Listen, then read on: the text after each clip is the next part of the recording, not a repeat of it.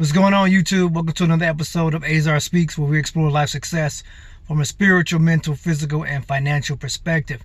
So, hey guys, I gotta let you know, man. Just got fired yesterday from my job of 8.5 years, and I'm not. It's pretty crazy. It's pretty crazy. So just right now, I'm just got a whole lot of stuff going on. Looking for some other income. I didn't want to run and just go straight into just a job. So I got some business stuff that I'm looking up, that I'm doing, working on here. And so I want to make sure that I just got with you guys, man. Kind of give you the layout, how I got here and where I plan to go from here, right? So the job that I've been on for the last 8.5 years is a loan officer, aka mortgage banker, right, for a top 5 mortgage company. If I said the name, you would definitely recognize it. But I'm not going to say the name, but it's a top 5 mortgage company in America here, and I've been with that company for 8.5 years.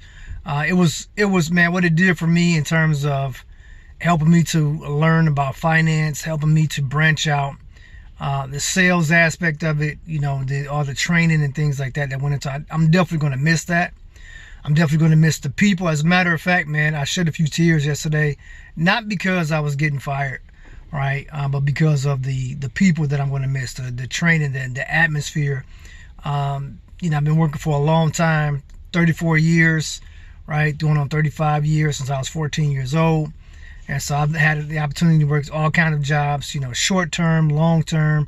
Some jobs I quit, some jobs I got fired from.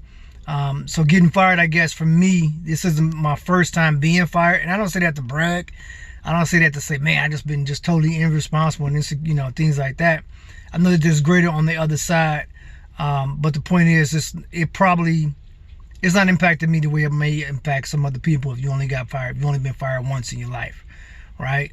So I'm reminded about what Steve Harvey said in one of his stand-up routines. I done had probably 10, 11 jobs. Out of them 10, 11 jobs, I've been fired probably 10, 11 times. But, he's a millionaire now. I'm not saying I'm trying to be Steve Harvey, and I'm definitely not saying that I'm aiming to get fired. But I am saying that, sometimes it does happen. It's a reality. So you got to make sure that you got some things to fall back on so you can land on your feet. I got a few things to fall back on. Got my little, I wouldn't say little education, but I'm educated, right? Got a master's degree in math education. I got the experience of working at this mortgage company. And I'm a hustler. I'm a go-getter, so I'm not too afraid of being able to find another job. I guess I'm more concerned about, if I get another job, will I be able to do my business? But let me give you a little bit of backstory of how I got here. So I'm in the mortgage industry, obviously, or was in the mortgage industry for all that time. I did different jobs at the company. I fixed loans. I helped people, get their credit together. I sold loans, right? And that's the last position I was in. I was selling the loans. And, inflation, right? 2021, 2022, things started getting a little bit tighter. August of 21, rates started going up, and they kept going up and up and up. It was really, really subtle and small at first. But then, come 2022, they started really, really going up. Next thing you know, we're in March, April, we're looking at 4 or 5%, it's going up. So no more 2-3% interest rates that we had experienced in 19, 20, and 21, right? And I think a lot of the country got spoiled from that as well. But anyway, back to 2022. Here we go with these rising interest rates. Here we go with inflation really going up. The cost of everything, goods and services, just really going up. Today, it's January 10th, Tuesday, January 10th, 2023. And right now, a carton of eggs, I bought a carton of eggs yesterday. It was like 60 eggs. It was 60 eggs. Let me give some context to that.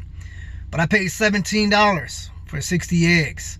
Something I would have paid $8 for just a year ago. I paid literally over double that same amount yesterday. So to say that things are tight right now is definitely not an understatement. And you can kind of use that as a measuring stick. You can use the price of a dozen eggs, right? Now costing what, $5-6, right? You can use that as a measuring stick for everything else.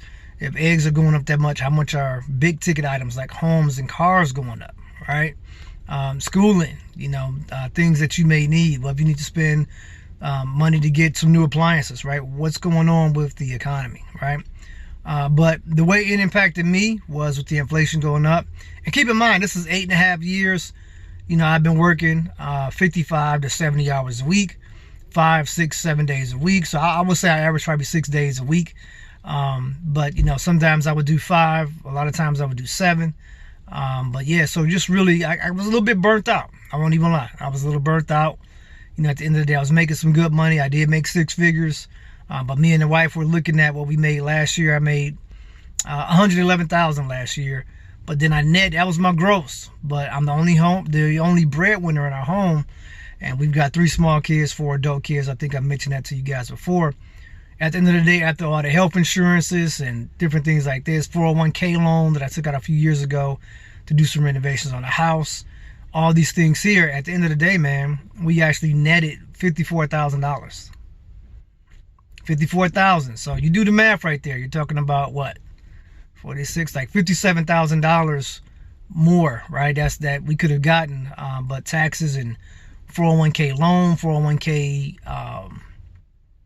putting into that, right? Adding to my 401k, my little stock plan that I have with the company, everything else, health insurance, medical, dental, all that stuff came out, at once. Critical illness, AFLAC.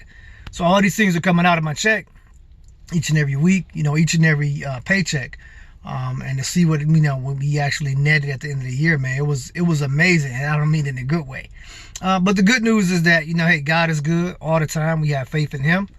Like I said, I really was burnt out. And it was getting to the point, it was like, not only was I burnt out, but now the sales were getting harder. All right. It was harder to get those sales, because again, you got higher interest rates. We saw the 4 and the 5 and the 6 and the 7, even at 8% at one point. And so if you're talking to someone on the phone and they got a 2, 3%, 3.5 maybe, right? And you're saying, hey, let's go ahead and give you some cash out. And because that's really the only thing you can do. Nothing else really makes sense. Let's give you some cash out and let's help you to go ahead and maybe pay off some debt. Or let's help you to renovate your house. Let's help you to go ahead and buy your kid a car, pay off some college for your kid, or whatever the case might be. And so it's a hard sell. It's a hard sell. It really is, because now I got to take you to 4, 5, 6, 7, 8% to try to do that, right? You got to trade in that 2, 3, 4% or whatever to get that much higher interest rate. And as the year went on, my sales went down and down and down. Now, there were some people, I'm not going to lie, I'm not going to say that everybody's sales went down. Maybe it's a testament to my level of salesmanship. You'll never hear me say, hey, I'm the greatest salesperson out there. I actually have, for me, I think my key to success, my key to winning and staying afloat and surviving is just knowing that, hey, man, I've had harder times in this. I've been nearly homeless. I came up through foster homes. So having hard times isn't new to me. Having hard times with people on my back, now that's a challenge, with my wife and my kids. And I'm saying, when I mean by on my back, I mean carrying them as I'm supposed to, as a man is supposed to. I do think that a man is supposed to do most, if not all, of the financial providing. I think it's okay for a woman time to time to go ahead and help out, in cases where maybe, there may be a little bit more needed. I don't think there's something wrong with that. I don't think the Bible speaks against that. But I do think that is the man's place to be the main financial provider, if not the only if possible. So where I'm at right now, I was offered a different position, and this is something that the company has been doing too, because, quiet as it's kept, a lot of mortgage companies right now, they're feeling the pinch as a company, right? And they're finding ways to deal with that. Part of that is downsizing, right? If they're not buying people out, right, offering people a buyout, or if they're not just straight firing people, they're saying, hey, we're going to go ahead and, you got promoted a year or 2, 5 years ago, but we're going to go ahead and demote you. Not because you did anything wrong, but we're going to go ahead and actually, we need to go ahead and save some money, right? And so there was a lot of that going on. A lot of demotions happening, in the leadership and in just the regular workforce. And I think that's a smart strategy on the part of the company, right? On the part of the companies out there. I think that's a smart strategy. You got to do what you got to do, right? It's definitely better than firing people. So they offered me a demotion, another position, which would have paid me far less. I would have grossed like probably, I don't know, 45,000. And I don't blame them. I'm not mad at them, for doing what they did, for offering me what they offered me. But it in good conscience, knowing how bad my wife and I, pinched our pennies on 111,000, right, gross, right, netting 54,000. I know that 45 is just, I'll just be spinning my wheels. And really at the end of the day, I will be paying to go to work. And that doesn't make sense to me. And the reason I know that I'd be paying to go to work is because before I became a mortgage banker in 2014, I was actually a teacher and I was making $52,000 a year. And I was going to the payday loan spot every week or every other week, right? Trying to make sure that we can keep afloat. But once you start going to the payday loan spot, you put yourself in a vicious cycle, right? And because you got to pay back more than what you took out. And so now you get paid again. Guess what you got to do? You got to pay back more. Unless you found a way to go ahead and make more money, it's just not going to work. So that's what happened there. And I was like, well, 52 didn't make it back in 2014 when, inflation wasn't as high as it is today. I know 40 to 45 is not going to make it.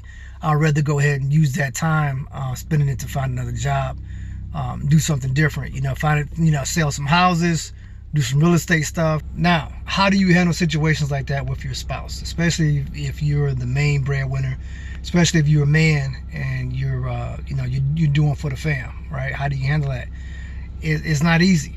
It's not easy, right? Your wife is going to want to be taken care of, right? And I'll be honest with you, I've done some loans and different things like that back in the past, over the years, and different financial things choices that I made that I felt that I needed to make. And then, sometimes I did, and looking back in hindsight, maybe I could have done something different, right? But so I say that to say that, my wife is obviously looking at me, right? And she's, wondering like, hey, what's going on? What's happening here with you? I'll spare you the details, but just suffice it to say that this is definitely a trial in my marriage. And, it is what it is, and I just got to deal with it. I know that the only thing that can solve it, there's no sweet talking, there's no, amount of flowers or, anything like that, flattery or anything like that will help my wife out in this moment. The only thing is being able to see some cold hard cash come into the household, because I did say, hey, I'll take care of you financially. So, I got to keep that promise. So I would say, man, for anybody that's having a rough time right now in 2023 and beyond, in these days and times, man, keep pushing.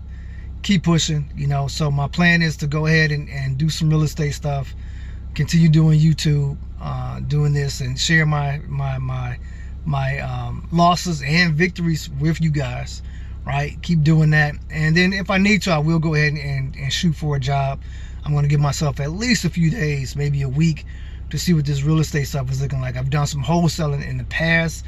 It's not something that's totally new to me. I've made money in wholesaling before, so I want to go ahead and see if I can get some wholesale deals. If you're not familiar with wholesaling real estate, it's just basically, you find someone that wants to sell their house, and you get that house under contract, and you bring a buyer to that deal.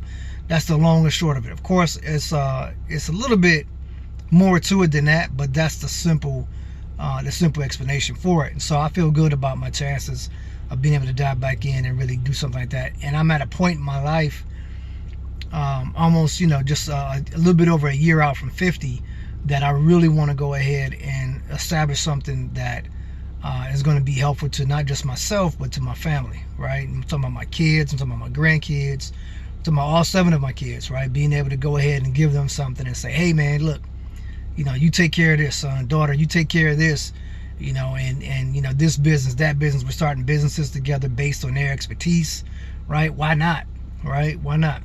If I keep going the way that I'm going, I'm going to have to rely on, getting Social Security at 62, and which is really, mere 13 years away for me, right? So I'm not a spring chicken anymore. So you got to really be planning for the future. And I started late. I had a very late head start, a very late start in life, period, just on a lot of different levels from a family perspective. But then just going through a lot of stuff, even after I even after I got my college degree at 22 and going out into the real world, quote unquote. So I mean, it's just been, you just got to keep your heads up, man. Keep your head up, stay positive, keep fighting. So yeah, that's all. Just keep on fighting, man. That's all I'll tell you. So listen, I want to say thanks for tuning in to another episode of Azar Speaks. Once again, I appreciate you for watching, and enjoy the rest of your day.